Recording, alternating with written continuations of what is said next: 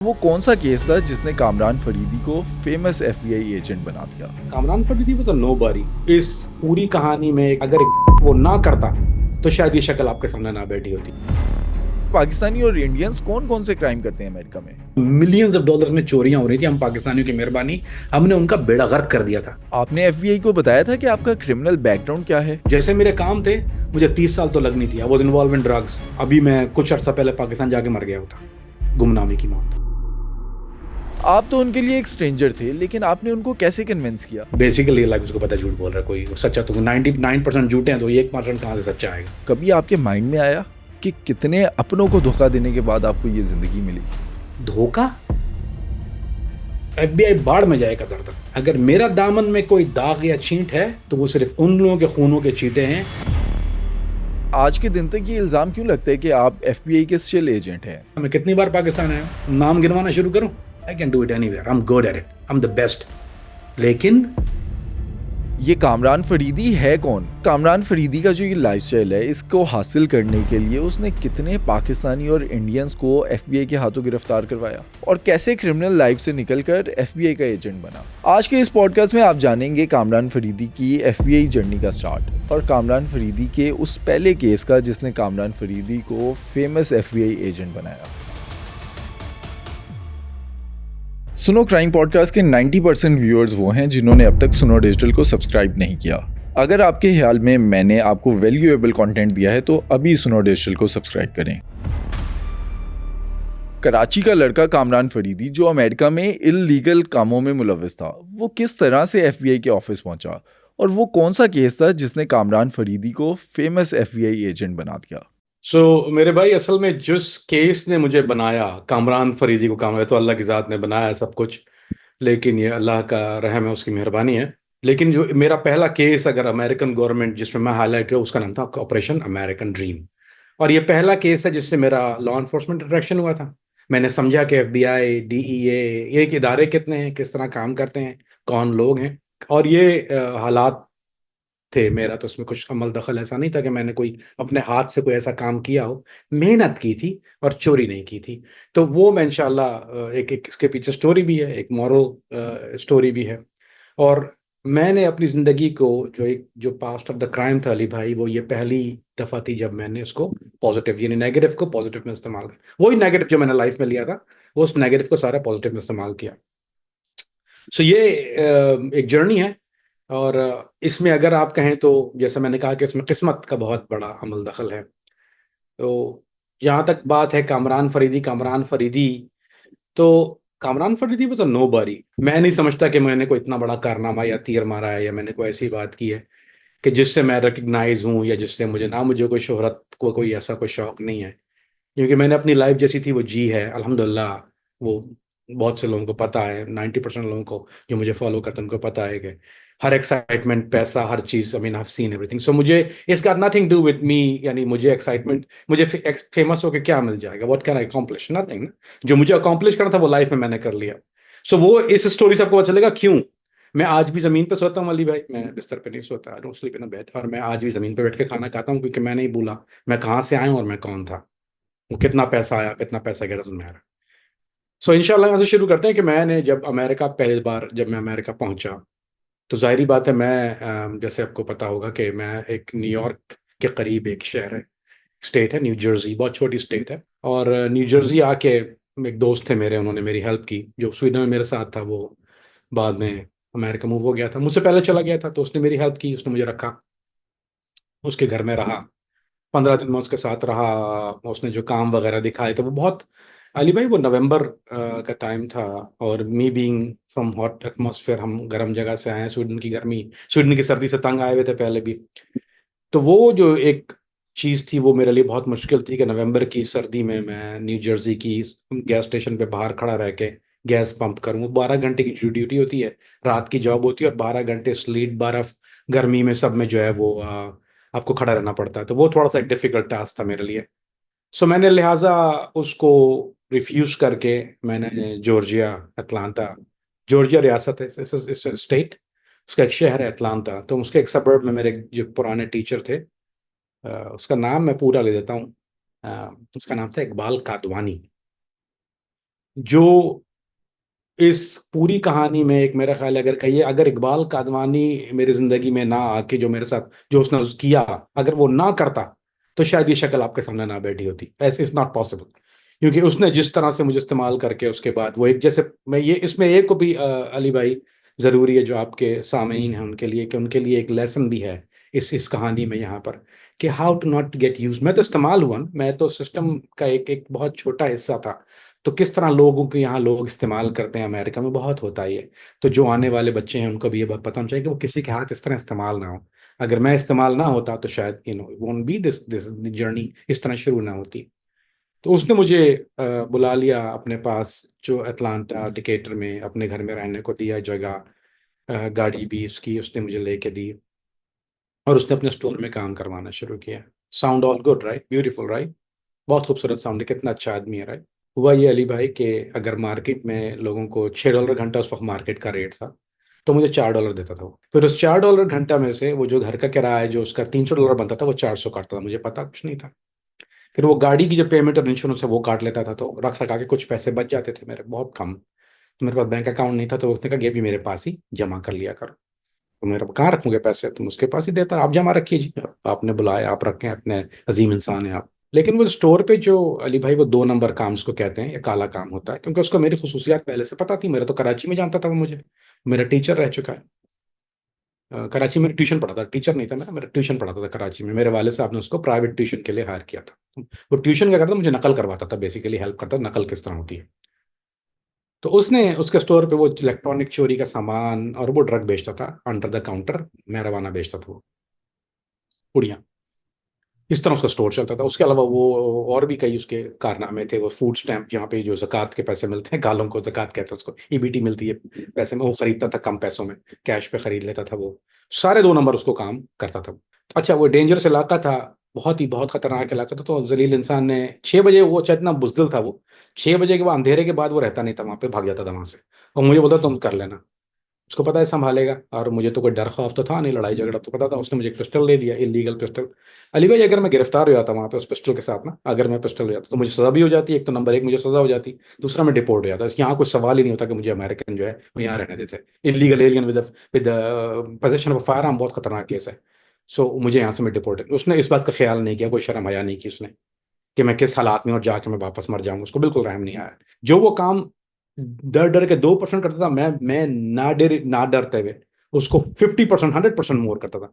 अली भाई उसकी वजह यह नहीं थी कि मैं बहुत बहादुर था, मैं बेवकूफ था। मेरे पास अकल नाट की कोई चीज नहीं थी। अगर मेरे पास अकल होती तो मैं इलीगल होते हुए, गन रखते हुए, वहां पे 2 नंबर काम कर रहा, ड्रग बेच रहा होता, इलेक्ट्रॉनिक खरीद रहा होता किसी आदमी के लिए। अकल तो थी नहीं, लेकिन वो चूंकि अब कहूँगा जी मैं बड़ा हूँ तो मैं तुम्हारी टेक केयर करूंगा, सब अच्छा हो जाएगा, बाद में हम बिजनेस करेंगे, तुम्हें जानने की वापस जरूरत नहीं है तुम्हारी लाइफ में, जो बेवकूफ़ाना ख्वाब एक बच्चे को दिखाए जाते हैं, उसने दिखा के मुझे अपने काम के लिए इस्तेमाल किया। $400 मेरे बनते थे एक वीक के, तकरीबन कम बेश। लेकिन वो क्या करता है कि जैसे बनने तो वो उसूलन चाहिए $4 घंटे, जितने घंटे मैं काम करता था उस हिसाब से तो $800-700 बनते थे वो, यानी वो $4, लेकिन वो नहीं देता था। वो $400 उसने कैप रख दिया था कि इससे ज्यादा नहीं होंगे तुम्हारे। हालांकि वो महीने का पता नहीं 40-50 हज़ार रुपए, 40 हज़ार रुपए उसकी दिन की इनकम होगी, 50 हज़ार 40 हज़ार वो दिन के कमाता था डॉलर, क्योंकि वो इलेक्ट्रॉनिक खरीदता था, फिर उसको चोर बाजार में बेचता था वो। फिर वो जो फूड स्टैम्प खरीदता था, और सारे सारे 2 नंबर काम जो मैं उसके लिए सारा करता, ड्रग भी बेचता था उसके लिए। एक दिन बस इस तरह से हुई इसके कि मुझे सोचा कि मैंने कहा यार सुबह काफी पैसे जमा हो गए हैं, अब 8 महीने 9 महीने साल, मुझे अच्छी तरह याद नहीं कि वो कितना टोटल अरसा था। तो उसके बाद मैंने उससे कहा यार मुझे पैसे तुम्हारे पास जमा हुए दे दो, मैं अपने घर भेज देता हूँ, क्यों तुम्हारे पास काफी जमा हो गए होंगे, तो I want to send it home, मैं घर वालों के लिए भेज देता हूँ। तो मुझे बोलते हैं कौन से पैसे, कैसे पैसे भाई, मैं तो तेरे पास कौन से पैसे, मेरे पास तुम्हारे पास, ऐसे यूं इधर उधर देख रहा है मेमन बच्चा। मैं उसकी शक्ल देखूं, मैंने कहा यार तो कैसा जलीला आदमी है यार, मैंने तेरे लिए जान खतरे में डाली है, तेरी स्टोर चलाता हूँ रात रात भर दिन, तो पूरे पैसे भी नहीं लेता, नींद नींद नहीं होती, कभी उल्टियां कर रहा होता हूँ, हालतें खराब होती हैं, 7 दिन काम करता हूँ, कोई छुट्टी कोई कुछ नहीं। उसको रहम नहीं आया, कहने लगा यार तू बात सुन, एक तो मुझे धमकी देने लगा। हालांकि मेरे सारी कहानियां जानता है कि ये किस किस्म का, लेकिन वो इंसान की जब अकल जब उसके टखने में आ जाती है ना, तो पागलों वाले काम करता है। धमकी उसने बड़ी कार अच्छी लगाई उसने मुझे, उसके पास मेरा वीक पॉइंट था। उसने बोला देखो तुम जाली पासपोर्ट से यहाँ आए हो, तुम स्वीडिश पासपोर्ट से आए हो। उसको पता था पासपोर्ट तो उसी के पास था मेरा। कहने लगा तुम जाली पासपोर्ट से आए हो, जाली नाम से रह रहे हो, इलीगल तुम काम करते हो, पिस्टल तुम्हारे पास होती है, मैं इमिग्रेशन कॉल करूंगा तुम्हें जेल हो जाएगी, ना सिर्फ जेल होगी तुम डिपोर्ट होगे पाकिस्तान के, मर जाओगे। तो दफ़ा हो जाए यहाँ से, मुझे कहता दफ़ा हो जाए, बाहर निकल जाओ। तो मुझे उसने रात को और तकरीबन 10 या 11 बजे अपने घर से निकाल दिया, जिस घर में मैं रहता था। ना कोई मेरे कपड़े उठाने दिए उसने मुझे, ना मेरे को 1 रुपया पैसा दिया, ना वो गाड़ी जो मैंने पेमेंट कर रहा था 1 साल से उसके लिए, ना उसने वो गाड़ी, कुछ नहीं। मुझे सिर्फ जो मैं 2 कपड़े पहना हुआ था उसने मुझे घर से रात को बाहर निकाल दिया।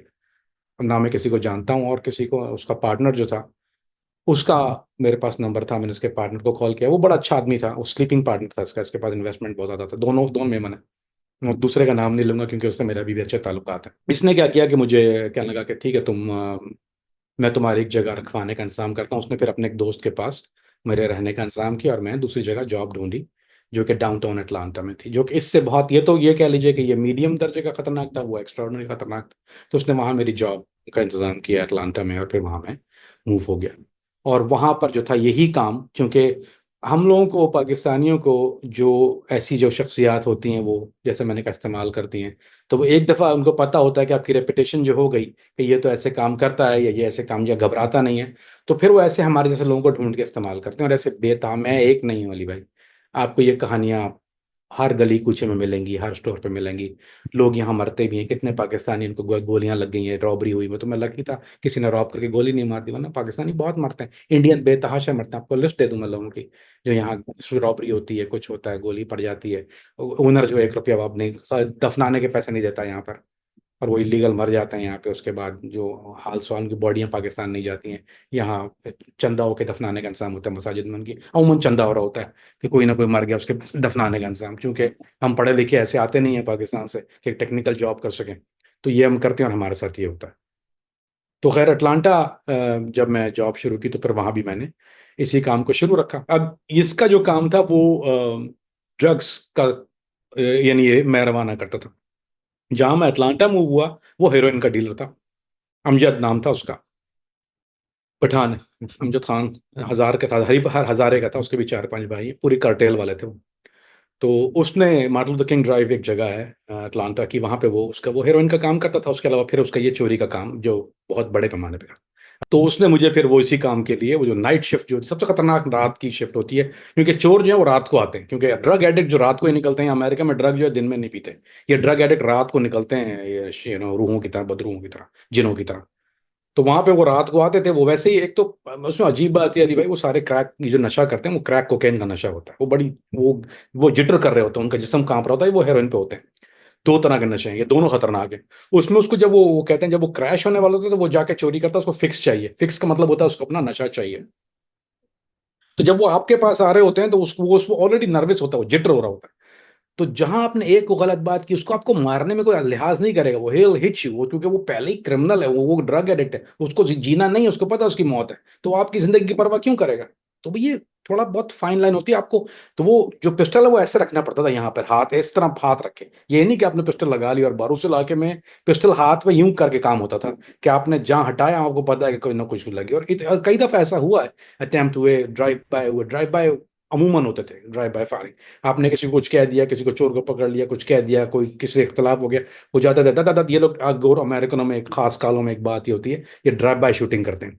ये गाड़ी से आपके ऊपर चलते हुए का चलते हुए गुजर जाते हैं, और ये टिका के राउंड मारते हैं। ऐसा नहीं कि नहीं, यानी 1-2 राउंड करते हैं, ये टिका के करते हैं काम, ये ट्रेंड है यहाँ का। ये जो आपको तंग करते थे, ये गोरे थे वहाँ के, या काले थे, या फिर देसी थे हमारे इंडियन या पाकिस्तानी, जिनसे आप तंग थे वहाँ? जो चोर, जो जो लोग हाईजैकर्स या रॉबर्स जो हैं, जो लुटेरे हैं, जिनसे हम माल खरीदते हैं, वो सारे मोस्टली काले हैं, 90%, 99% काले हैं। एक कुछ गोरे हैं उसमें, कुछ वो हेरोइन वाले होते हैं। अच्छा, काले जो है वो क्रैक का नशा करते हैं, हेरोइन जो नशा है वो गोरे करते हैं। सो वो जो जो गोरे हैं वो भी क्रिमिनल हैं, लेकिन वो 10% कह लीजिए आप, लेकिन 90% जो होते हैं वो काले होते हैं। जहां तक आपने बात की क्राइम की, तो आप ये कीप इन माइंड के जैसे हर पाकिस्तानी और इंडियन, ये दो लोग ये ज्यादा काम करते हैं। चाइनीज भी करते हैं लेकिन उतना ज्यादा नहीं करते, लेकिन पाकिस्तान इंडियन जो है, ये अब जगह जगह स्टोर्स हैं अमेरिका में, एक कोने पे एक, एक कोने पे एक, एक कोने पे एक है। अब वो सब यही काम कर रहे हैं, क्योंकि उनके पास स्टोर की इनकम इतनी ज्यादा नहीं होती, तो ये जो ये अंधा पैसा होता है इसमें।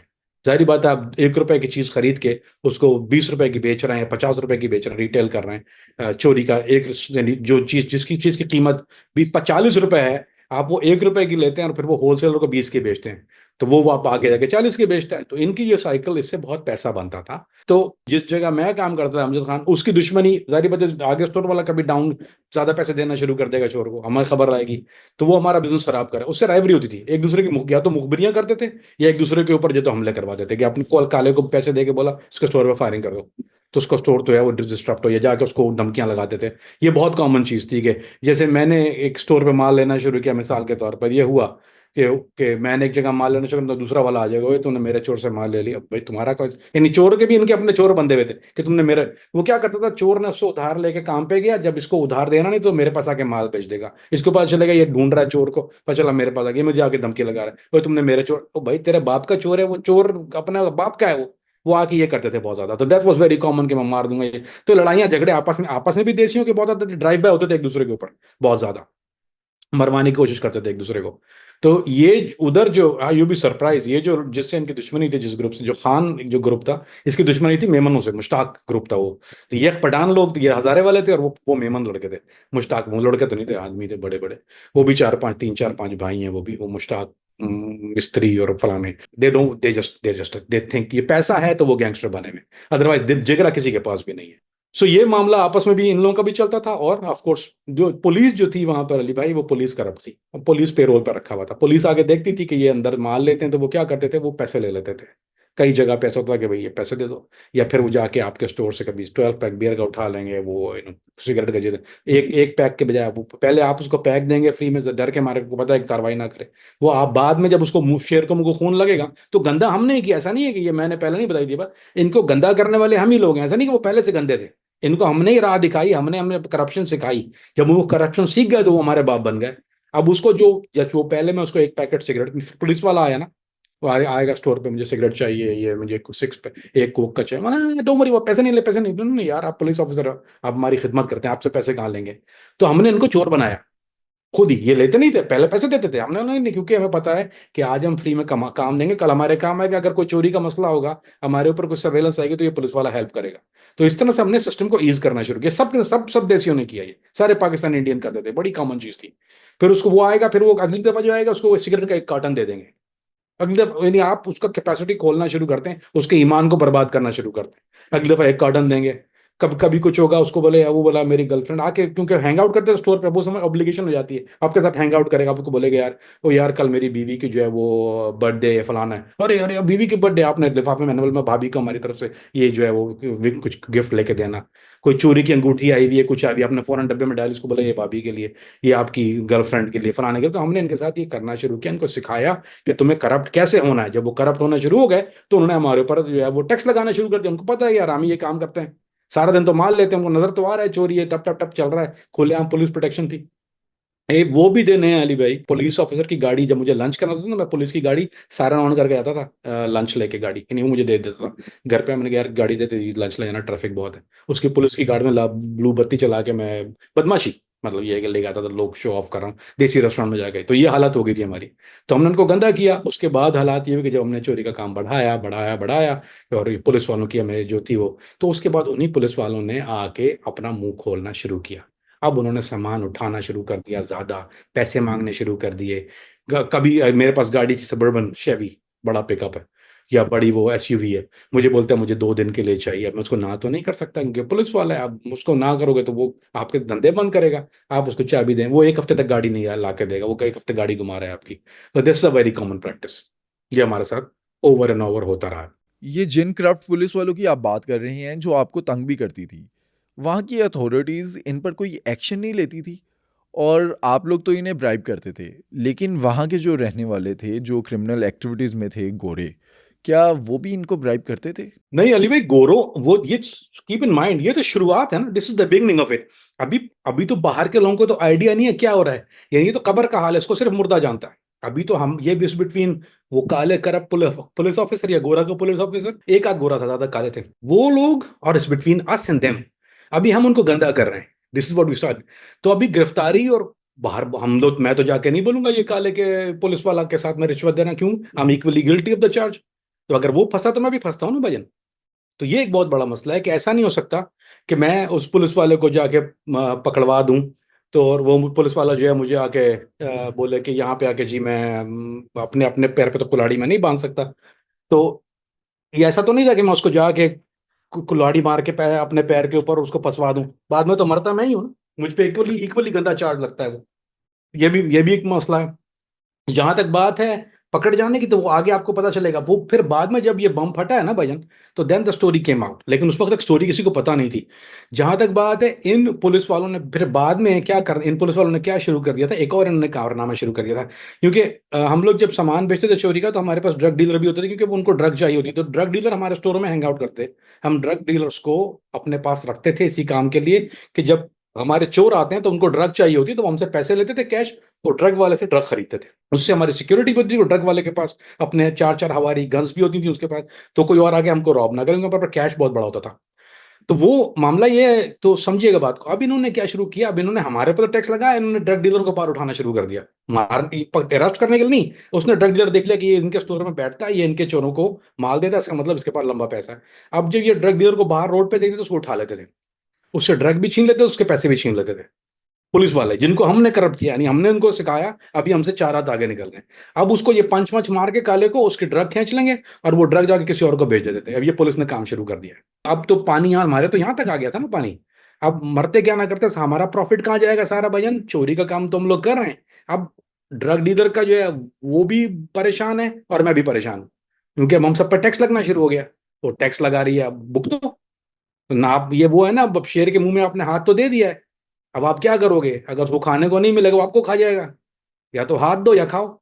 सो ये ग्रेजुअली बढ़ता रहा, बढ़ता रहा, बढ़ता रहा, बढ़ता रहा।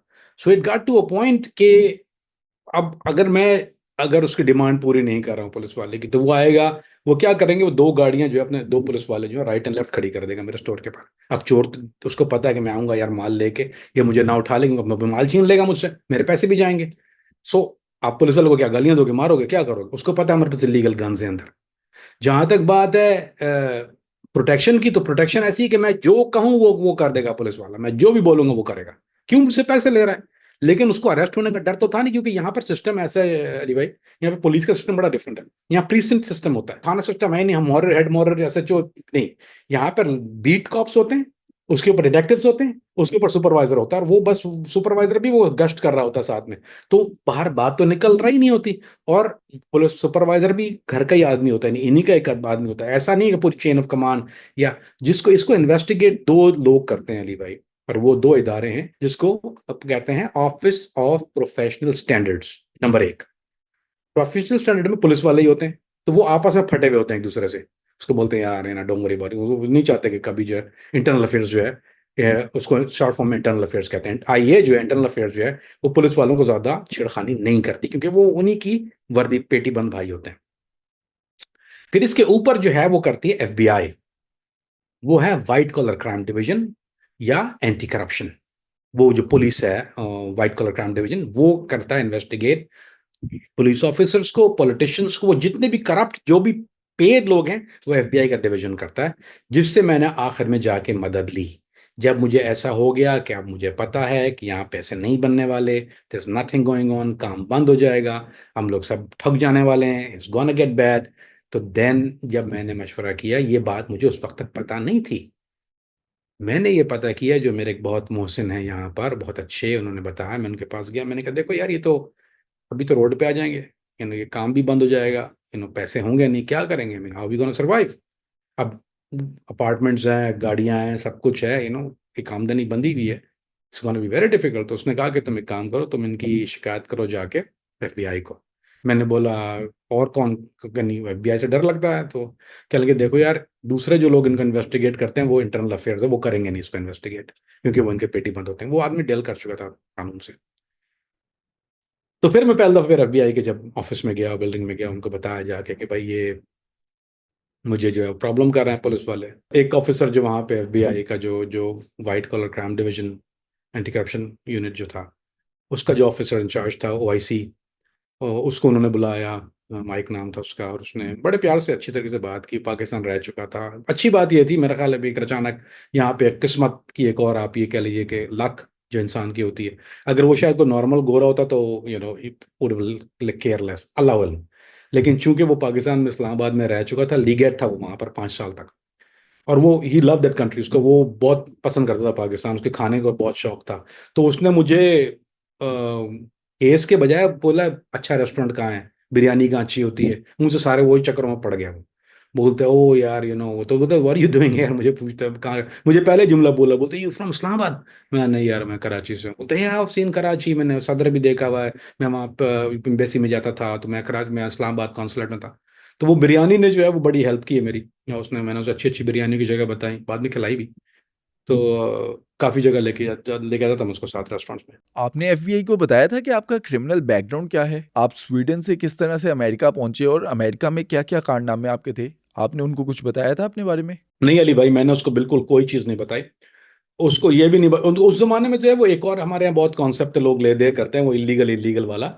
अली भाई आज तक भी, उस जमाने में तो खैर बिल्कुल भी नहीं था, अब भी ये ट्रम्प के आने के बाद भी ये कोई इलीगल लीगल नहीं। पुलिस आपसे सवाल जो लोकल पुलिस है ना, वो नॉर्मली आपसे सवाल नहीं करती कि आर यू लीगल और इलीगल सके। आपको आप में भी आपको सरप्राइज होगी ये चीज, कि अगर आपको शेरिफ रोक लेता है ना, गाड़ी चला रहे हैं आप, वो टिकट देना है आपको, ये स्पीडिंग करें आपसे, ये आपका ड्राइविंग लाइसेंस अगर आपने उसको दे दिया, he can not ask you, या उसके कंप्यूटर में अगर वो सर्च नहीं कर सकता कि आप लीगल हैं या इलीगल है, इट्स वो अलाउ नहीं है स्टेट को। तो उस वक्त लीगल इलीगल को सारे लोग इलीगली सारे काम जो करते थे वो इलीगल ही थे। किसी को एक जमाने में मैं को लतीफा सुनाता हूँ। हम लोग को जब छेड़खानी करनी होती है ना पुलिस वालों के, तो हम लोग पता है क्या करते थे, पुलिस वाले को अगर किसी कोई कल यार पाकिस्तान जाने का दिल कर रहा है, बोले जाए पुलिस वाले को बोल दे, पुलिस वाले बोलो hey man I am illegal here, तो बोलेगा so what should I do, मैं क्या करूं? बोला I want to go home, deport नहीं, बोलता you buy your own ticket go back, why should I buy your ticket, get up.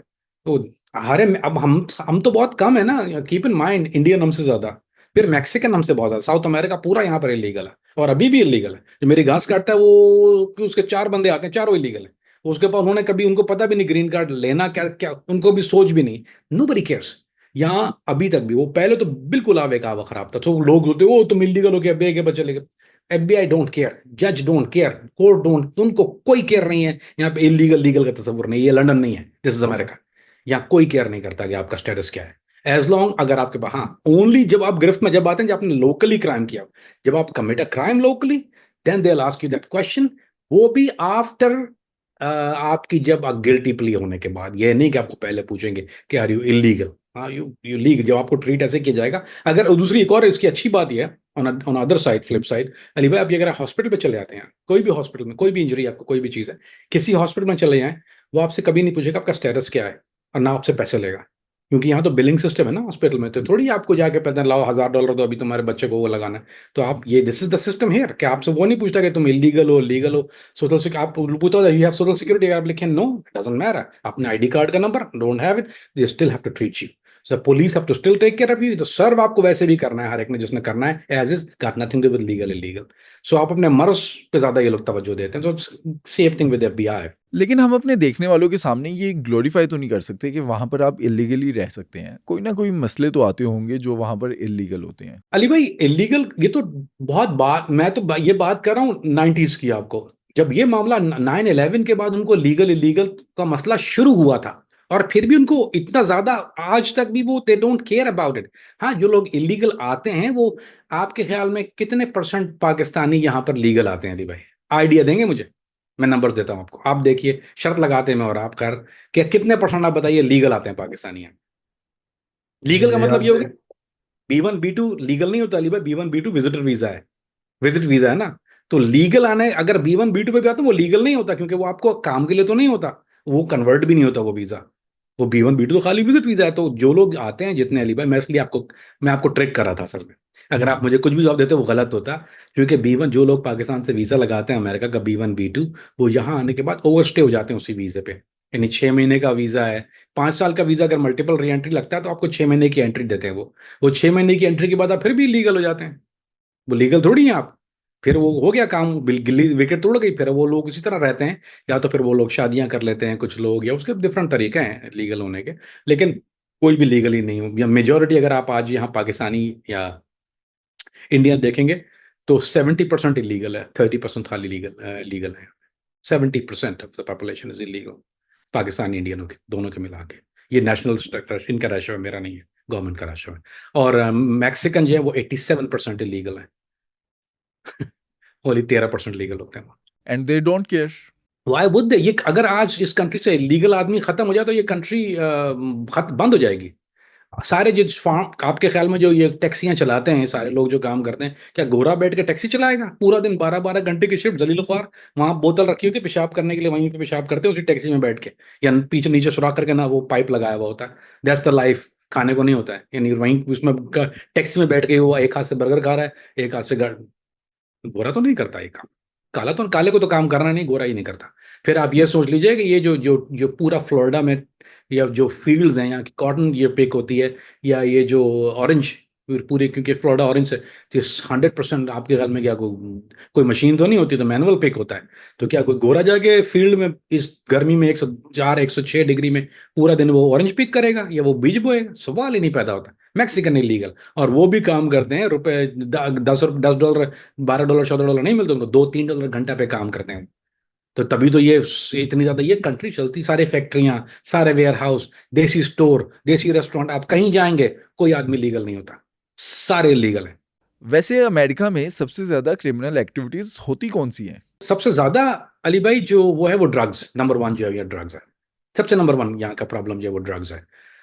उसके बाद फिर पेरी क्राइम, यानी जो चोरी, गाड़ियों से पर्स, यानी जो आपके गाड़ी तोड़ के पर्स निकाल लिया, वॉलेट निकाल लिया, क्रेडिट कार्ड फ्रॉड, ये सारी चीजें ये हैं।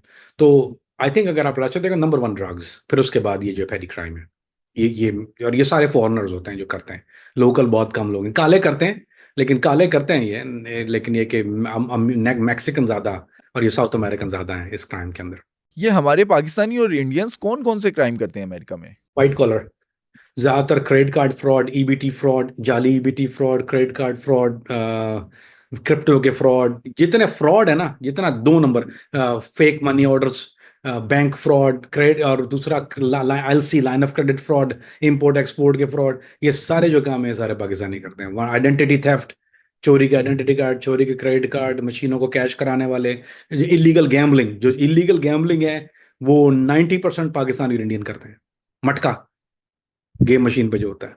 जब आप एफबीआई के पास चले गए तो उस वक्त मिशन अमेरिकन ड्रीम स्टार्ट होता है। ये मिशन अमेरिकन ड्रीम्स क्या वाइट कॉलर क्राइम्स के खिलाफ था या वहां पर जो मैक्सिकन गैंग्स और डिफरेंट गैंग्स थे उनके खिलाफ? हुआ ये कि जब वो मेरी एफबीआई वालों से जब पहली बात हुई, तो वो इलाका जब मैंने नाम लिया तो हंसने लगा, बोलता है I no I know I know, वो सबको पता है। मतलब ऐसे तो नहीं था कि कोई, ऐसे अगर आप कराची में किसी दुकान ले आ रही, वो कानों को हाथ लगाएगा, बोला जाओ रात के 7 बजे, 4 बजे के बाद मत जाना। तो सबका यही था वहां पे। मतलब man what you doing there, वो मुझे हैरत से देख रहा है। उस जमाने में मेरा हार्डली वजन 120 पाउंड था, मैं सिर्फ दुबला पतला। मुझे बोलता है लोग मुझे तरफ देख के बोलता है व्हाट यू डूइंग देयर। तो मैंने बोला यार you know have to work, मुझे कोई जॉब वॉब तो मिलती नहीं है, मैं वैसे ही कर रहा था वहाँ पे। तो उसको मेरे क्राइम वगैरह का तो जारी पता, मैंने कोई लाइफ में कुछ बताया नहीं था मैं क्या करता हूँ। जरूरी बताया पाकिस्तान आते हैं लोग, पाकिस्तान सब कॉमन चीज़ है, सबको पता है पाकिस्तान से आते हैं, काम करते हैं यहाँ पे, इट डजेंट मैटर। सो वो हंस रहा था मुझे देख के, तो क्या लगा कि तो बहुत बहुत गंदी नेबरहुड नहीं। मैंने बोला यार शूटिंग होती है, कभी कुछ होता है, कभी कुछ होता है, every other day some drama. लेकिन बोलता है कि why don't you get something else. मैंने बोला मैं एजुकेटेड नहीं हूँ, मैंने पढ़ा लिखा नहीं हूँ, सो मेरे कोई और जॉब मिलेगी नहीं। He never even asked legal illegal कोई सवाल तो उस वक्त। सो उसने फिर कहा कि यार I I know what goes on there, मुझे पता है कि you know what goes on, मुझे पता है। तो बोलता है कि what seems to be the problem. मैंने कहा ये पुलिस वाले आके बहुत, तो बोलता है कि ये, फिर उसने कलर पूछा, मैंने ब्लैक है वाइट है। मैंने बोला वो कुछ 2-4 वाइट हैं, ज्यादातर जो है वो ब्लैक है। तो बोलता है टोटल हाउ मेनी, क्योंकि वो 1-2 पे तो वो केस नहीं करता है, यानी 1-2 के लिए अगर उसको बोलो तो that's not a charm thing for them. So उसने मुझे लूर इन करना शुरू किया कि यार कि हाउ मेनी यू गॉट। तो मैंने बोला यू नो मेरे जो स्टोर पे आते हैं वो तो जो बीट को आप 2 बीट को आप 4 हैं मिला के, लेकिन बोलता है how many total all together. तो मैंने they all are bad over there. तो मैंने ऐसे करके बात, मैंने पूरा नंबर तो नहीं दिया, मैंने कहा दे ऑल आर बैड। तब उसको थोड़ा सा उसने बोला come on and let me talk to you. फिर उस सुपरवाइजर को लेके आया, एनालिस्ट को लेके आया। फिर वो उसने, जो एनालिस्ट था उसके पास, उसने मैंने डाटा सर्च किया उस इलाके का। तो मुझे बोलता है कि do you work for Khan. मैंने बोला या that's who I work for. बोलता है व्हाट्स हिज रियल नेम। तो मैंने जो उसका नाम बताया अमजद, तो बोलता है that's not his real name. बोलता give me your game is real. मैंने दैट्स ऑल आई नो। तो मुझे उसने पिक्चर, बोलते थोड़ी देर में गया प्रिंटर से पिक्चर निकाली, मेरे सामने रखी, बोलता दैट्स द गाय। बोला या, बोलता you work for him, how long. मैंने बोला, तो बोलता how how did you know him. मैंने बताया कि मैं स्टोर पे काम करता, वहां से निकाल दिया तो मुझे किसी और ने रेफर किया जॉब पे, मेरे को कोई जाति इससे कोई ऐसी चीज नहीं है। आप तो उनके लिए एक स्ट्रेंजर थे, लेकिन आपने उनको कैसे कन्विंस किया और कैसे आप मिशन अमेरिकन ड्रीम का हिस्सा बने? तो देखें जो इस तरह के वो टेक्निकल सवाल कर रहे थे, तो जारी बात है मेरे लिए तो एक नया एक्सपीरियंस था, मेरे फ्रेशनर को खबर नहीं थी कि दे नो हाउ मच और so much of it. So they had pretty good idea. जो जो चीज़ मैं उनसे जिक्र कर रहा था, तो उन्होंने बिल्कुल टेबल को टर्न अराउंड कर दिया। मतलब देखो, इसमें इसमें एक तरीका ये होता है कि यू नीड हेल्प। मैंने बोला जी आई डू। तो बोला कि देखो, यू स्क्रैच माई बैक, या अमेरिका में एक बहुत मशहूर कहावत है कि you scratch my back I scratch your. जब तुम मेरी कमर खुजाओगे तो मैं तुम्हारी खुजाऊंगा। तो तुम्हें हेल्प चाहिए, will help you. We know who you are, we know what you do. पता है ना, I mean you know, idea तो है उनको कि क्या होता है उन इलाकों में, बच्चे तो नहीं है। तो लेकिन उन्होंने ये जरूर साथ में कह दिया था कि ठीक है, हेल्प अस आउट, हम तुम्हारी हेल्प कर देते हैं। तो फिर मैंने बोला ठीक है।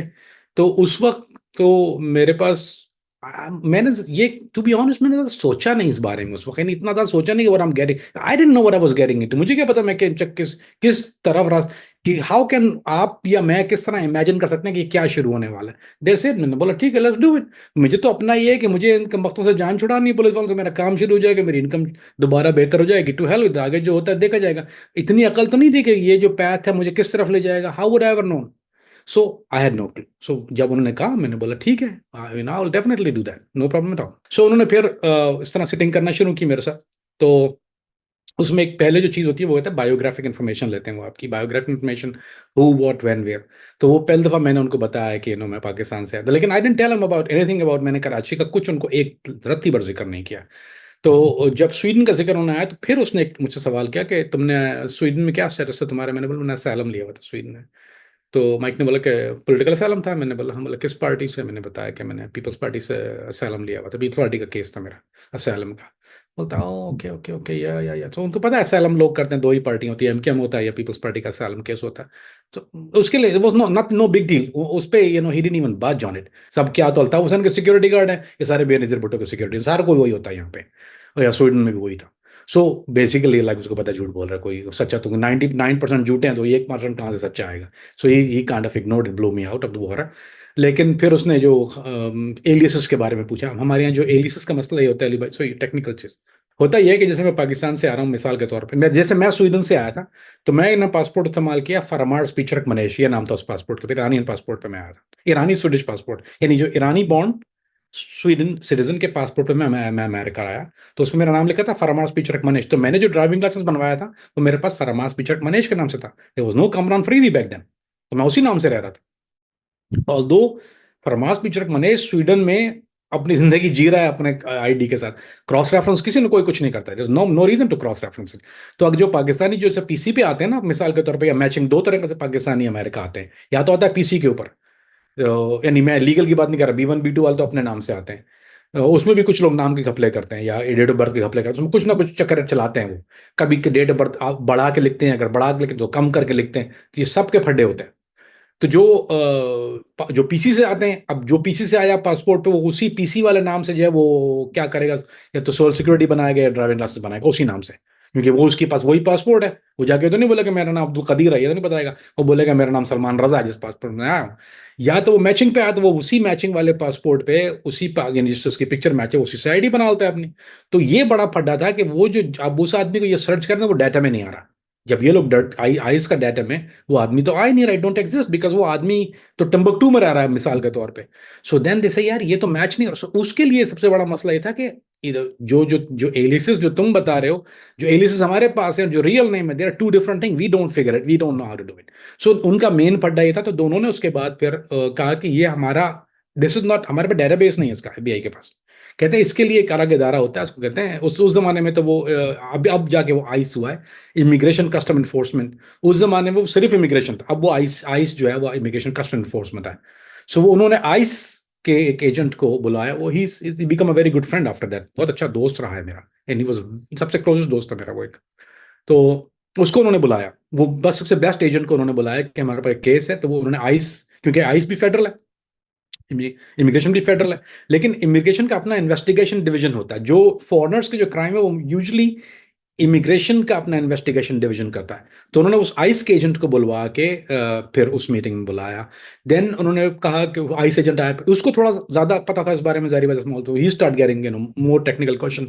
तो मैंने उनको बताना शुरू किया कि दिस द गाय बोलते। देन उसने एफबीआई को समझाया कि उसका रीजन ये होता है कि पीसी पे जब हम उनको अरेस्ट करते हैं, इनके पास जो पासपोर्ट था वो ऑलरेडी 4 या 5 बार यूज हुआ हुआ होता है।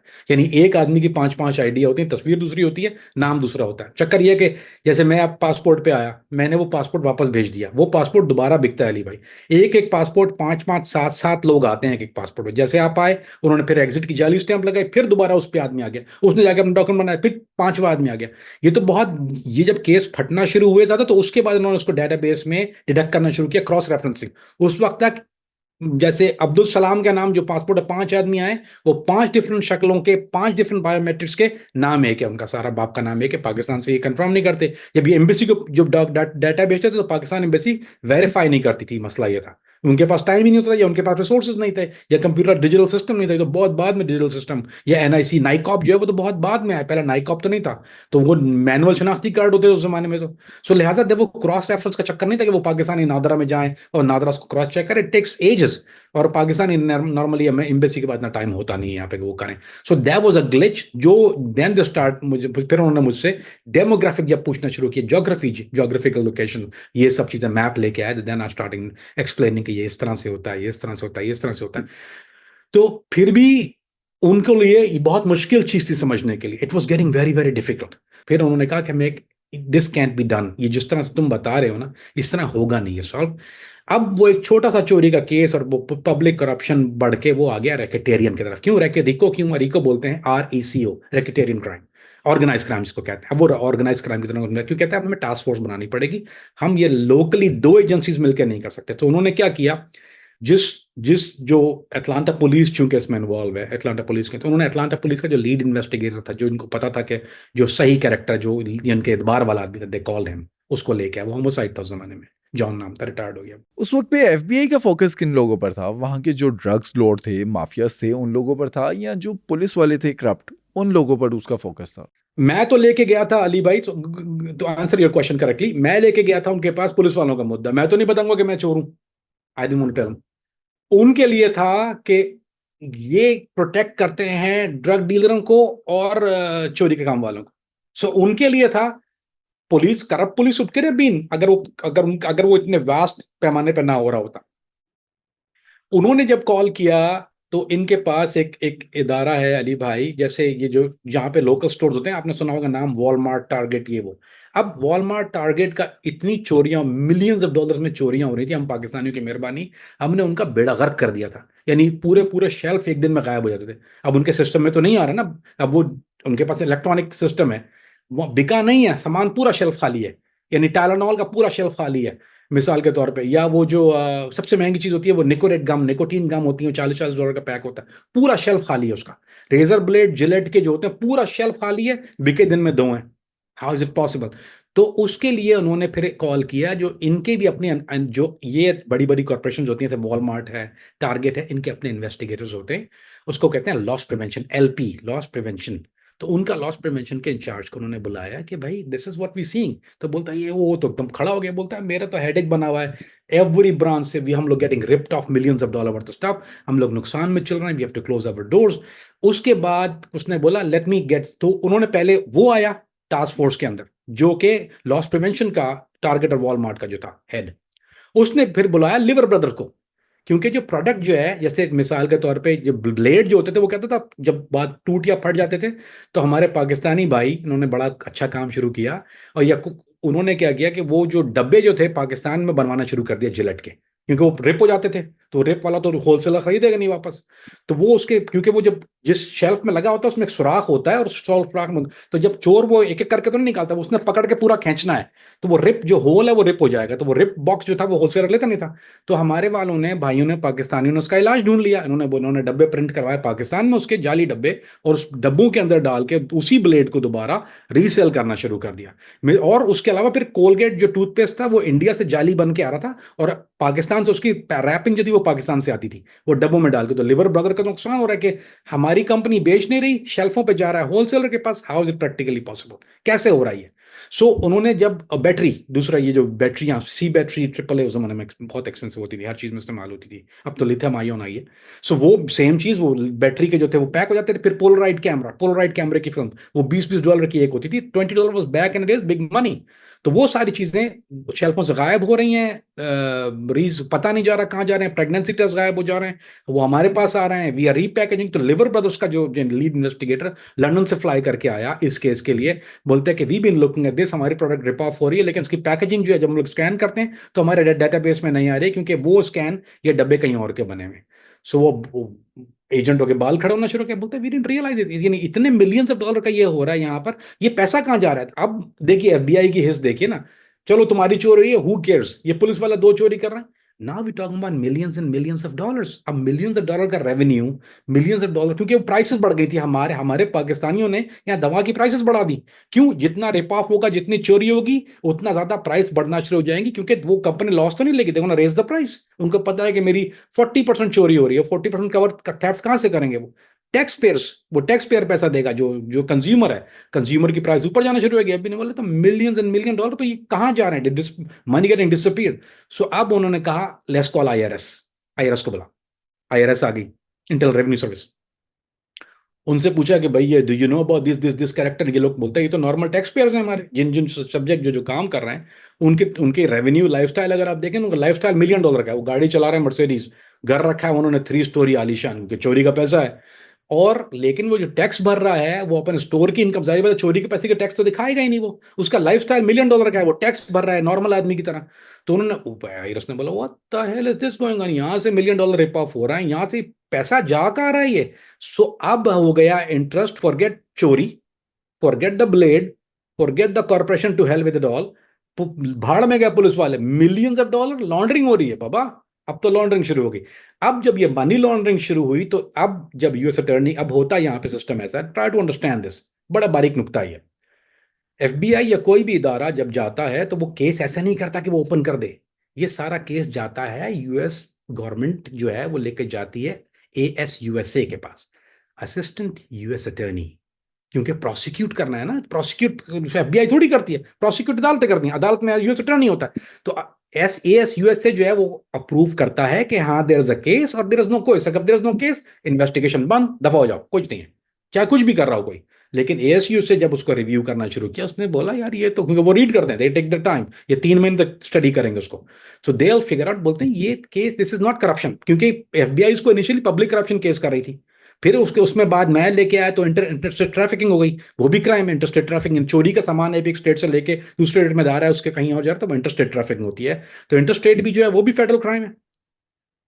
जो है वो चोरी का सामान जिस पैमाने पे आप ले रहे हैं, वो मिलियन डॉलर का रेवेन्यू गवर्नमेंट को 10 लाख, वो भी फेडरल क्राइम है। उसमें गन्स और ड्रग्स इन्वॉल्व हैं, क्योंकि गन प्रोटेक्शन के लिए और ड्रग्स जो है वो आ रही हैं, डीईए इन्वॉल्व होना शुरू हो गई।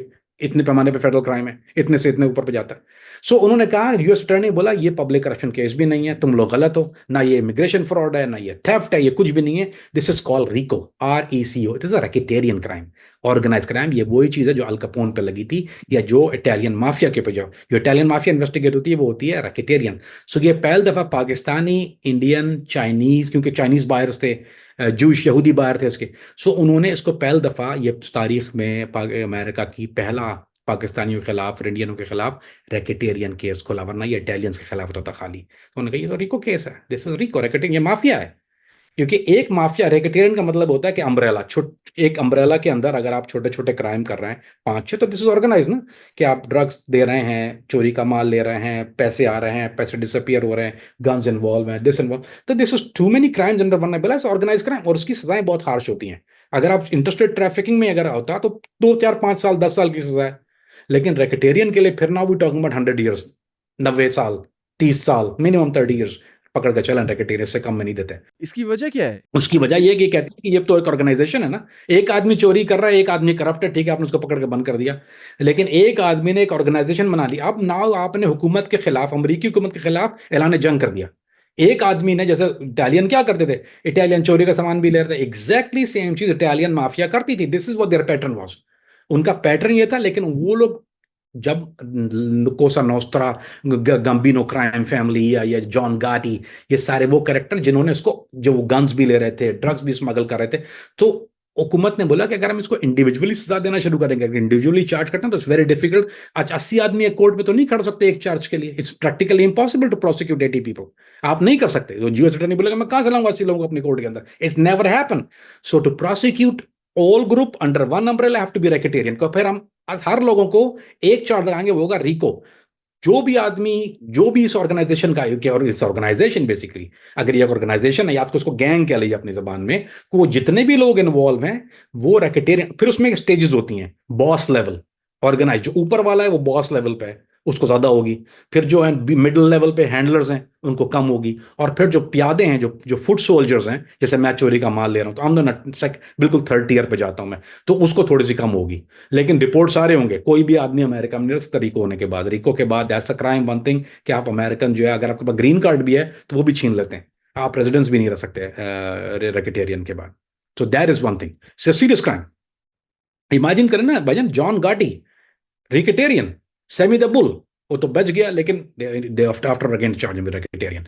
आप हिस्ट्री पे जाएं तो सेमी यानी जो अल कपोन, सबसे बड़ा क्रिमिनल, रैकेटेरियन, उसको पकड़ा, दे चार्ज में, उसको टैक्स फ्रॉड में गया, लेकिन he was charge initially with रिको।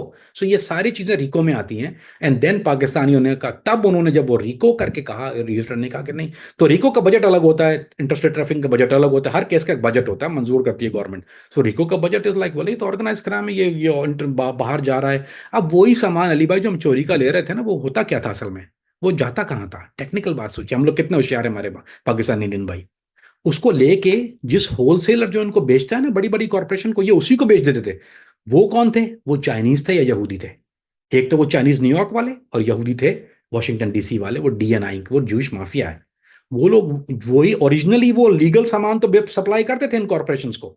लेकिन जब उन्होंने, हमारे वालों ने उनसे कांटेक्ट किया कि हमारे पास भी है, तो उन्होंने वही सामान को, जो वो कंपनी से 4 रुपए का लेते थे, हम लोगों से 2 रुपए का लेना शुरू कर दिया। हम तो चोर से 4 आने का ले रहे हैं, ठीक है, हम उसको बेच रहे हैं 2 रुपए का। अब वो 2 रुपए का हमसे लेके आगे फिर 4 रुपए का बेच रहा है। सो वो सामान फिर वापस स्टोर में जा रहा है, फिर हम चोरी करवा लेते हैं, फिर हमारे पास आता है। फिर क्या हुआ दोबारा, फिर हमने उसको दोबारा बेच दिया, फिर वो दोबारा स्टोर पे गया, फिर चोरी हो गई। सो ये साइकिल वही चल रही है, वही सामान हमारे पास आ रहा है, हम दोबारा उसको बेच जा रहे हैं, तो ये साइकिल बनना शुरू हो गया। सो अमेरिकन ने बोला, ये उल्लू के पट्टे हमारे खिलाफ ऐसा कर रहे हैं, हमारे लोग होशियार होते हैं, see what we did. Same thing with cigarettes. Cigarette की जो आज अब, उस जमाने में सिगरेट की प्राइस $2 का पैक होता था, आज $10 का पैक है ना। क्यों गवर्नमेंट ने टैक्स बढ़ा दिया? बोलते हैं तुम कमीनों के लिए तुम्हारा ऐसी तैसी करते हैं, अब करो तमाशा, अब करो crime. So that's what exactly happen. हमने इस मुल्क का बेड़ागर करने में कोई कोई कसर नहीं छोड़ी। वरना हमारे लोग जो थे वो, अगर यही अकल अगर आप सोचें हम किसी और काम में इस्तेमाल करते तो आज कहाँ होते। लेकिन हमने इसको अपने क्रिमिनल माइंड के लिए इस्तेमाल किया, अपना भी बेड़ागर किया, इनका भी बेड़ागर किया, अब इनके असल में आज क्रिमिनल है। सो अब मैं तो अंदर आ गया ना, अब आने सिरा तो उन्होंने मेरा पकड़ लिया, अब मैं कहाँ जाऊंगा अली भाई? You think I can back out of it? बोलो नहीं नहीं यार, मैं तो नहीं कर रहा, बहुत बड़ा हो गया, बाहर निकलो। हम इन, इंग्लिश में कहते हैं in for a Penney, in for a pound. आप इतने में हो या इतने में, अब तो आप अंदर आ गए खान, अब तो आप मर गए। सो वो बोलने लगे, ठीक है, now you help us out, we will help you out. So जब उन्होंने ये एक टास्क फोर्स बन गई, केस बड़ा हो गया, सब्जेक्ट सब इन्होंने सबको इन्वेस्टिगेट किया, ए टू जी सारों को इन्वेस्टिगेट, सारे देसी, सारे इंडियन, सारे पाक। अब वो एक स्टोर जहां से मैं शुरू हुई थी कहानी, it turn into 50 store. Gas उसमें एक और कौन सा कैरेक्टर था जिसको मैंने ऐड किया? आपको मैं कौन खबर कौन? सुनाऊं बड़े मजे की। जिस कमीने इकबाल ने मेरा बेड़ा कर किया था ना, उनको तो पता नहीं था उसके बारे में। अब मैंने खुंदस निकालनी थी उससे, मैंने कहा इसने मुझे घर से रात को बाहर निकाला, मेरे पैसे का। मैंने कहा hold on, I got one more guy. Iqbal कदवा नहीं है वहां पे, होता है इसका डिकेटर में स्टोर है। तो मुझे बोला, मैंने कहा ये कौन है? मैंने बोला यार मैं इसके पास आया था, इसने मेरे को ऐसा किया। बोलते ये भी करता, मैं ये भी करता, डालो डालो डालो, अंदर डालो उसको। फिर उन्होंने तले पर, अब मुझे खार खुंदस निकाल दिया। अच्छा, उसके पास था ग्रीन कार्ड, वो उसकी शादी हो रही थी, सिटीजन लड़की था, लेकिन उसके पास ग्रीन कार्ड था, वो पक्का नहीं हुआ था। तो मुझे पता ये तो गया, अब ये पकड़ा जाएगा, पहले सजा करेगा, उसके बाद इसको डिपोर्ट करेंगे। तो मैं सिर्फ पाकिस्तान में खार निकाल लूंगा जो मुझे निकालनी है। तो उसमें खुंदस से मैंने उसका नाम भी डाल दिया।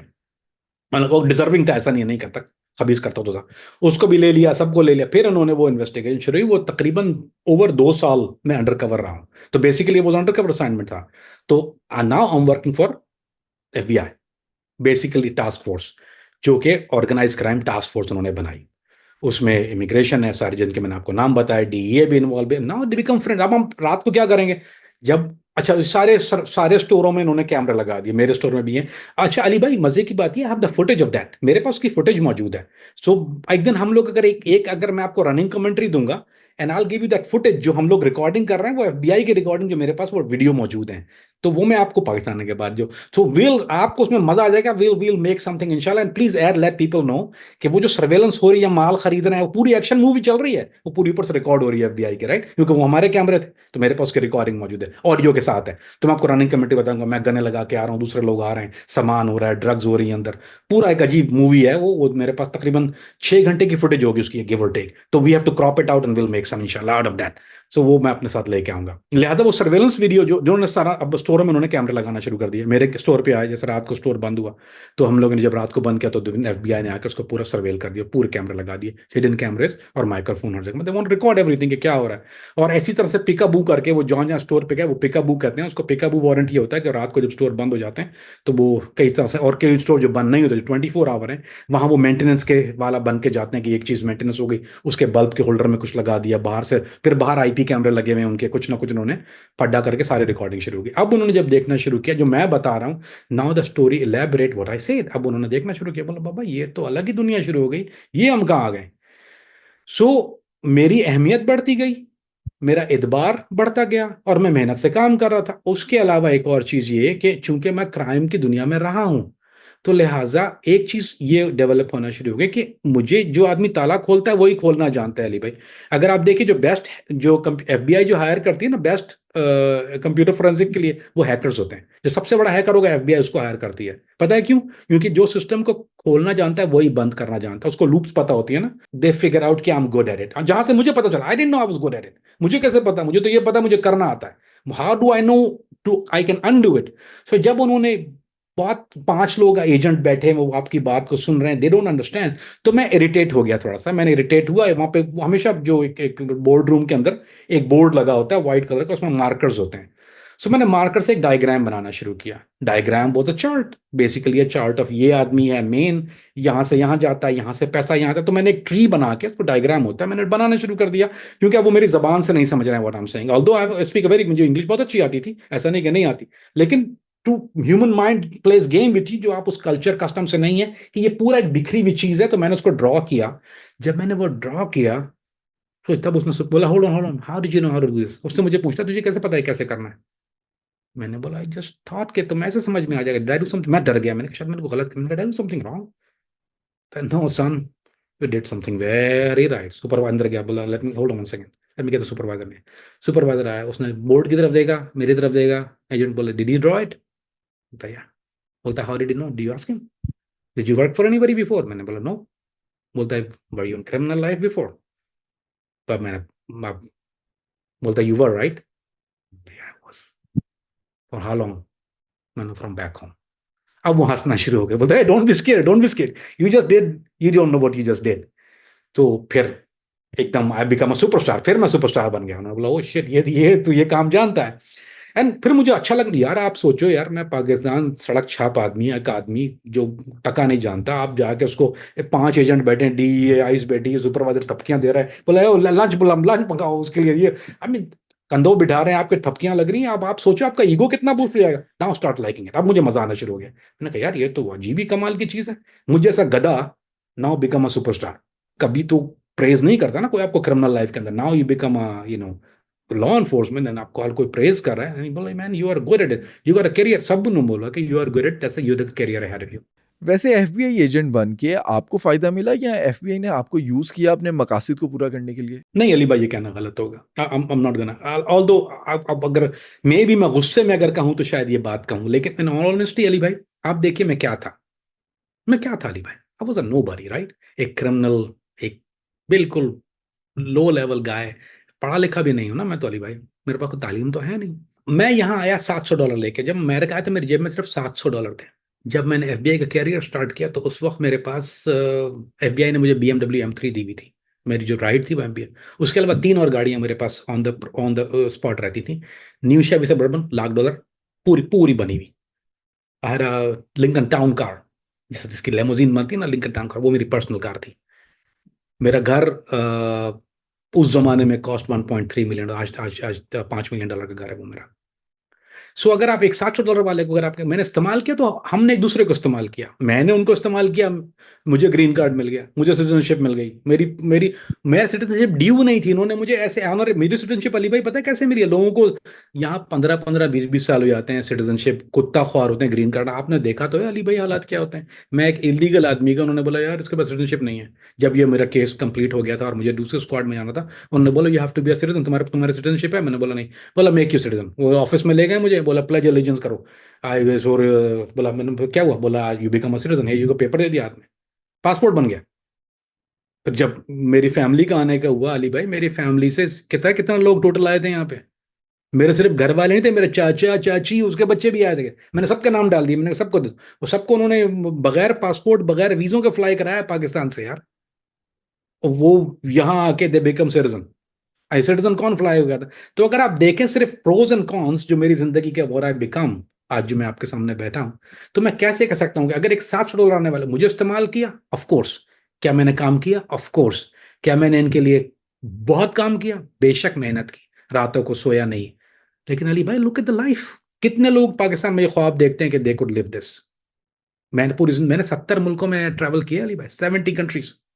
मेरी वेकेशन हर 2 महीने के बाद, मेरा जो सिर्फ एफबीआई जो मेडिकल जो थी ना मेरा, यानी मेरा मेडिकल, वो अमेरिका में नहीं, मेरा पूरी दुनिया में मेडिकल फ्री है।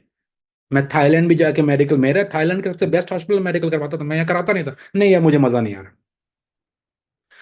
मैंने कभी जहाज का पिछला हिस्सा नहीं देखा है, तो मैं प्राइवेट फ्लाई करता था या बिजनेस फर्स्ट क्लास, मैंने कभी जहाज पीछे से देखा भी नहीं है भाई, what it look like, no idea.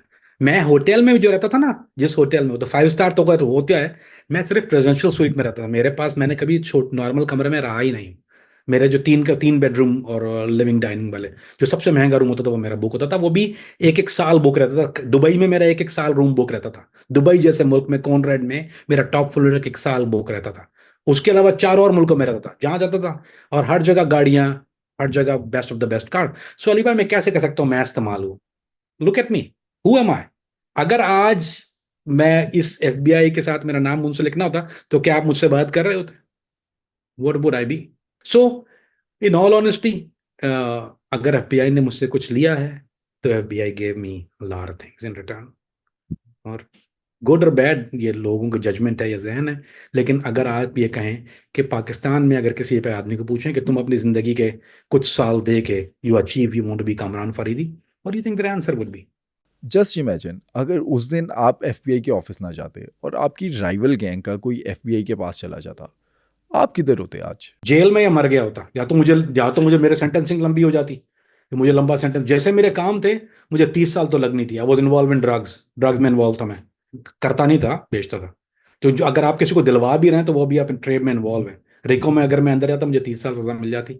30 साल के बाद, यानी मतलब ये कि 30 साल, तो अभी मैं कुछ अर्सा पहले पाकिस्तान जाके मर गया होता, गुमनामी की मौत, फकीरों की तरह।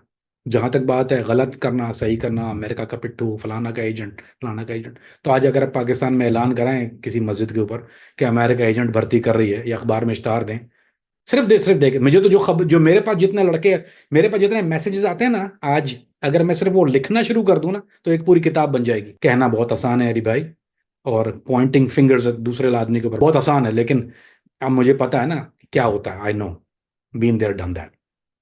एफबीआई का पार्ट बनने के बाद जो आपको ये लग्जरी लाइफस्टाइल मिला, कभी आपके माइंड में आया कि कितने अपनों को धोखा देने के बाद आपको ये जिंदगी मिली? नहीं नहीं अली भाई, सीखिए, बिल्कुल आपने दिस, ये मैं चाहता हूं आप मुझसे ये वाला सवाल किया करें, this is I want you to ask me, क्योंकि लोगों के जहन में ये बात होती है, कोई भी आदमी जब मुझसे बात करता है इंटरव्यू में ऐसी बात नहीं करता। I want you to ask me this questions. Ali भाई, एक आदमी है जो हेरोइन बेचता है, जो हेरोइन बेचने वाला है वो किसकी खिदमत कर रहा है? पाकिस्तान की खिदमत कर रहा है, अमेरिका की खिदमत कर रहा है? कहाँ जा रहे हैं वो हेरोइन, कौन पी रहा है? फिर वो उससे कितनी अमवात होती है? एक आदमी जो ये रह के रिको का काम कर रहा है, वो पाकिस्तान के लिए कोई बहुत अच्छा काम कर रहा है। अगर ऐसा आदमी मेरे किसी काम से जेल चला जाता है और वो 5 जानें बचती हैं या 1 जान बचती है, this is how I look at, इसलिए मैं आराम से रात को सुकून से सोता हूँ। फॉरगेट, चलो come on a flip side, मुसलमानों के खिलाफ जिन लोगों को आप मुजाहिद या मैं मुजाहिद कहता हूं, एक उसकी एक वजह है। वो लोग ना कितने लोग जो ऊपर लेवल के जो उसको रिक्रूटमेंट करते हैं, क्या वो उनकी जान की परवाह करते हैं? या आपको घर में बैठ के पता है या मुझे जो साथ रह के पता है? मैं बोल रहा हूं उस आदमी को कि ये जाएगा फील्ड में, मर जाएगा, इस बच्चे को क्लाशन नहीं चलाना आती है, मैंने इसकी रिक्रूटमेंट में, मैं ट्रेनिंग में साथ में हूं। मैं कैंप की बात कर रहा हूँ, यानी मास्कर की बात कर रहा हूँ। मास्कर में मैं अमीर को बोल रहा हूँ, इस लड़के को फ्रंट पे मत भेजना, ये मर जाएगा, डोंट डू इट। और बोलता है अल्लाह, ये अल्लाह रहीम, इंशाल्लाह लेट हिम गो। अगले दिन लाश आ गई उसकी। मुझे लड़का रिक्रूट करके बोलता है मैं पाकिस्तान से अपने कजन को बुला रहा हूँ, 15-16 साल का, 14-15 साल का लड़का है। मैंने बोला देख इसको मत बुला, इज टू यंग। यानी अलकायदा का लड़का एक दूसरे अलकायदा वाले को बुला रहा है अपने एक कजन को, रिक्रूट करने के चक्कर में। वो कजन आया, मुजाहिद बनना है उसको, वो कंप्यूटर में बहुत अच्छा काम करता था, एडिटिंग में लगाया उसको। ड्रोन हुआ, वो लड़का मर गया। 3 हफ्ते के, 2 हफ्ते के बाद, 2 या 3 हफ्ते के बाद उसकी माँ का कॉल आया है, जिस लड़के ने उसको बुलाया है, पाकिस्तानी। उसने फोन स्पीकर पर रखा है, अपने कजन की मौत पर हो रहा है, उसकी माँ का फोन आया। वो उसको जो गालियां उसकी माँ उसको दे रही है कि बगैर तूने क्या किया मेरे बच्चे के साथ। If I that bastard go to die because of me, I'd rather do that 100 times। 100 दफा करूंगा मैं ऐसा, and I do it over and over. क्यों? उस माँ से जाके पूछो कि मैंने क्या किया। अगर अगर मेरी बात वो सुनता तो उसकी माँ मुझे दुआएं देती या बद दुआएं देती? अली भाई, ये रिक्रूटिंग के किस्से मैं पाकिस्तान आके खोलूंगा ना, अभी बोल नहीं पा रहा हूं मैं। क्यों? इसमें जिन लोग पर्दा के नाम आते हैं, ये वादा है अब मैं आके जब उनके किस्से बताऊंगा, जब मैं आपको पाकिस्तान, जिस तरह, छोड़ो अरब मुल्कों की बात, हम नहीं, but Pakistan, I don't care. धोखा, धोखा उसके साथ होता है कि बहुत, अगर मैं किसी मस्जिद का इमाम है, बहुत शरीफ आदमी है, मैं उसको बोलूं आ जाओ यार मैं तुम्हें गन चलाना सिखाता हूं, यह कानूनन जुर्म है यहाँ पर। This is not allowed, legal नहीं है यहाँ पर, यू कैन डू इट। इसको कहते हैं इंग्लिश में इंट्रैपमेंट। एफबीआई इंट्रैपमेंट नहीं करती, इंट्रैप नहीं करती। अगर आपके अंदर कुछ, और मैंने जो काम किए, एफबीआई बाढ़ में जाएगा जरदफ। अगर मेरा दामन में कोई दाग या छींट है, तो वो सिर्फ उन लोगों के खूनों के छींटे हैं, या वो लोग जेल में गए हैं जो आगे बुराई का गलत काम करते थे, या तो मुल्क के लिए, या इस्लाम के लिए, या किसी और नाम से। दे वर डूइंग इट। उनकी कोई चीज, किरदार में कोई ऐसी सही चीज नहीं थी, ना उनके कैरेक्टर में कोई सही चीज थी, ना वो सिर्फ अपनी जात के लिए, पैसा बनाने के लिए हजारों लोगों को मरवाने के चक्कर में थे। और अगर इसमें मैं मुजरिम हूं, तो 1 लाख बार मुजरिम हूं, 1 करोड़ बार मुजरिम, और रहूंगा मुजरिम। आई बी हैप्पी अबाउट इट, लेकिन मैं सुकून से सोता हूं। कामरान भाई, आप पर आज के दिन तक ये इल्ज़ाम क्यों लगता है कि आप एफबीआई के स्टिल एजेंट हैं? और किसी भी चैनल पे जब भी आप कोई इंटरव्यू देते हैं तो नीचे कमेंट्स भी आते हैं कि आप प्लांटेड बाय यूएस हैं। अली भाई, असल में हमारे लोगों की जो अकल होती है ना, वो होती है टखनों में। कहाँ होती है? टखनों में। तो अकल टकेगी नहीं होती। पढ़ते तो है नहीं अली भाई, किताबें कौन पढ़ता है बताइए? ये मूवियां देखिए, ये बच्चे हैं जो इंडियन मूवियां देखते हैं, ये इंडियन मूवी देखने के बाद इनको जो है वो सारी जो जितनी सोच आती है ना, वहां से आती है। एक एफबीआई एजेंट जब तक मैं था, किसी को पता था मैं कितनी बार पाकिस्तान आया हूं? किसी को पता है? किसी को नहीं पता ना। कितनी बार आके गया, कितनी बार कारनामे किए पूरी दुनिया में? क्या दुनिया में किसी को पता था मैं क्या कर रहा हूँ? मैं को, अगर मैं एफबीआई एजेंट, मैं उल्लू का पट्टा हूंगा कि ये बूथड़े के साथ ये लगा के मैं एफबीआई एजेंट बनूंगा, उसके बाद न जाके, क्योंकि फिर मैं, अब मैं पाकिस्तान आता हूं तो आपके ख्याल है पाकिस्तान की एजेंसी या पूरी दुनिया में कहीं भी मैं जा रहा हूं, मैं सबकी एजेंसी की नजर में हूं ना। Can you think I can work? मैं काम कर सकता हूँ? क्या करूंगा मैं वहां जाके? वो मुझे देखो ना, की पाए उनमें। तो बड़ा ही अहमक है वो आदमी जो ये बात करता है, क्योंकि उसकी अकल नहीं है ना। अगर मुझे करना हो, अगर मैं अमेरिकन एजेंट रहता, तो मैं उसी तरह गुमनामी से दोबारा आके जो मुझे करना है वो तो मैंने पहले भी किया है ना। मुझे किसने रोक लिया? कितने मुल्कों में किया? नाम गिनवाना शुरू करूं? I can do it anywhere, I am good at it, I am the best. लेकिन ये गधे हैं। जो आदमी काम करता है, you didn't know me for 27 साल से मुझे कौन जानता था? But right now I don't have to, I don't need to. हम मोस्टली उन टॉपिक्स को सिलेक्ट करते हैं जिन पर आम तौर पे बात नहीं की जाती। लेकिन अगर देखा जाए तो आपका इस पॉडकास्ट को करने का क्या पर्पस है? अली भाई, अ, मैं जिस जो मौजूआत आपके साथ जितने भी मैंने किए आज तक, मैं 2 चीजें सोच के करता हूं। अगर हमारे यहाँ जहालत है, वी आर इलिटरेट, चटे अनपढ़ होते हैं हम लोग, पढ़े लिखे भी बच्चे जो है ना, मैं उनके साथ बात करता हूँ, मैं एनईडी के लड़कों से भी बात कर रहा होता हूँ, मैं कराची यूनिवर्सिटी के लड़कों, उनकी अकल और उनका मेंटल लेवल देख के मुझे अफसोस होता है, शर्म आती है मुझे। कुछ नहीं पता दुनिया में क्या हो रहा है उनको। ये पाकिस्तान में वो भी न्यूज भी नहीं देखते, अखबार भी नहीं पढ़ते, किताब भी नहीं पढ़ते, कुछ नहीं पढ़ते। वो वीडियो गेम देखते हैं और इंडियन मूवियां देखते हैं। उनको और कुछ नहीं आता। They don't know nothing. IQ, जब आदमी किताब पढ़ना छोड़ देता है ना, दुनिया के हालात से बेखबर रहता है ना वो, तो उसका दिमाग श्रिंक होना शुरू हो जाता है। How your brain grow? By knowing the knowledge. So ज्ञान बांटना अगर जुर्म है अली भाई, तो दे आर स्टूपिड। जहां तक मेरी बात है, मेरी नीयत क्या है? दो। एक तो मैं जो बात करता हूं वो शायद कहीं पर आपकी समझ में इस दुनिया के बारे में कुछ चीज आ जाए। What goes on this world? Ignorance का खात्मा। You B look at the world with bigger perspective. अपने दुनिया को एक वाइड एंगल से देखिए, ना कि नैरो एंगल से घोड़े की तरह नाल लगा के देखिए। What we are, who we are. आपको कल दुनिया में कहीं कहीं यार अगर कभी पाकिस्तानी के साथ बैठो ना तो कभी शर्म आती है। वो पता है क्या बात कर रहे होते हैं, वो सलमान खान ने यूं किया और शाहरुख, हु केयर्स यार वो किसने क्या किया। आप बोलो सुडान में क्या हो रहा है, कितने पाकिस्तानी को पता है सुडान में क्या हो रहा है? इराक में क्या हुआ, आपने मैंने प्रोग्राम किया, कितने लोगों को पता? लोग यकीन नहीं कर रहे सद्दाम के बारे में। दे डोंट नो, जाहिल है। और जब उनको कोई अकल्स की बात करता है तो उनके अगर हमारे यहाँ एक उसको बाउंसर लगता है ना, जब बॉल ऊपर से जाती है, उनको बाउंसर होती है मेरी आपकी बातें, जब उनको बाउंसर होंगी तो बोलेंगे ओ पागल हो गया, झूठ बोल रहा है ये। Who cares? आज के इस पॉडकास्ट में तो हमने कामरान फरीदी की एफबीआई की जर्नी जानी। अगले पॉडकास्ट में हम बात करेंगे इंडियन और पाकिस्तानी किस किस तरह के अमेरिका में वाइट कॉलर क्राइम्स करते हैं।